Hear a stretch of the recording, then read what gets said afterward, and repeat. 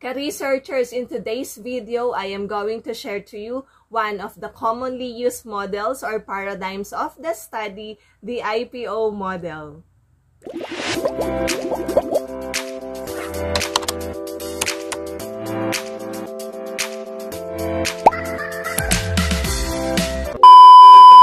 Hi ka-schoolers! Hello ka-researchers! Welcome back to our channel, Anna PH. Yes, we will talk about IPO model.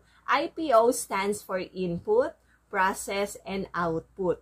Now, according to Cristobal and Cristobal in 2017, this model is largely used when the researcher, yes, ikaw na researcher, if you attempt to isolate the factor or the major variable that causes the problem, the subject, or the phenomenon under investigation. So, ibig sabihin, IPO is used when we, the researchers, want to set apart the factors or like ihiwalay, i-separate yung ating major variable.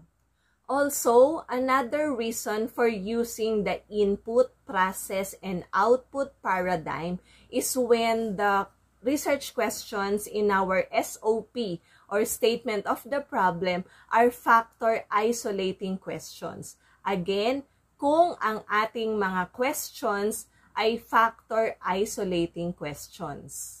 As we may know, meron kasi tayong iba't ibang types ng research questions. Actually, na-discuss na natin yan dito sa ating video na ito. Sige, so balikan natin ng mabilis ang factor isolating questions. Ano ba tong type ng research questions na ito?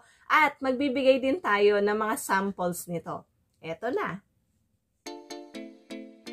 Factor isolating questions. They are also called factor naming questions. Now, these questions, they isolate, categorize, describe, or name factors and situations. And here are our examples of factor isolating questions.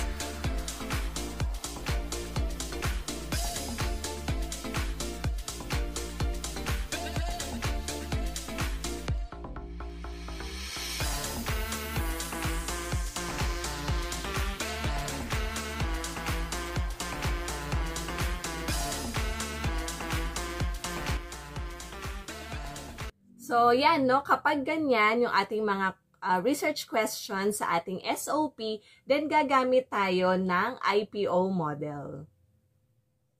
Now, at this point, punta tayo sa illustration ng IPO model at isa-isahin natin yung mga laman niya. Okay, so ito yung structure or framework ng input-output process model. So, meron siyang tatlong boxes na may mga arrows in between them. Tandaan na, single head arrows po. Hindi straight line, hindi broken lines. And another thing, yung label ng bawat isang box ay of course, input, process, at output. Now, based on 2012 Six Sigma Daily's online article, IPO model is a functional graph that identifies the inputs, outputs, and required processing tasks required to transform inputs into outputs. Kapag sinabing input, it represents the flow of data and materials into the process from the outside. The processing step includes all tasks required to effect a transformation of the inputs.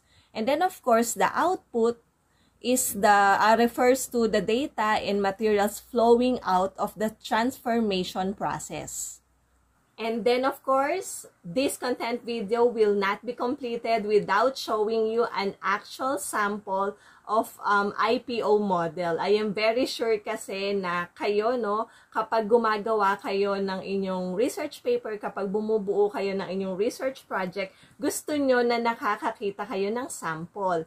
Kasi ginagamit nyo ito as your guide in doing your own, in making your own. Kaya, lagi naman malakas kayo kay Anna PH. Ito na, ang sample natin ng IPO model.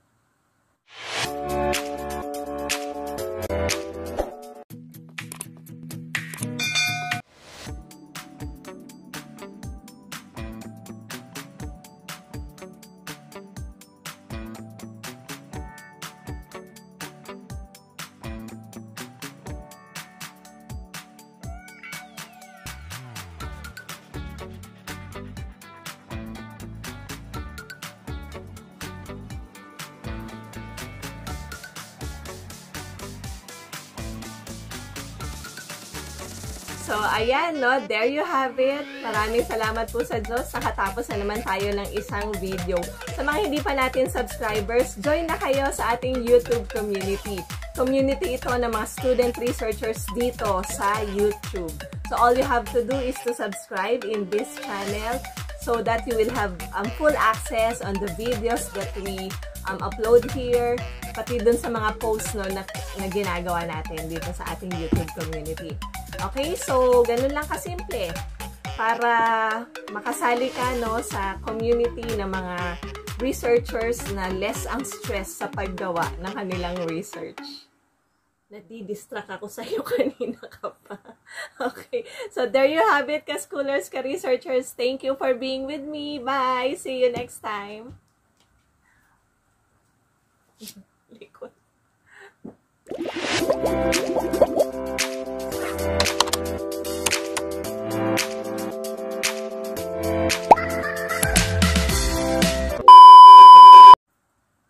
So, there you have it. Salamat po sa Diyos. Nakatapos na naman. Ano ba ito?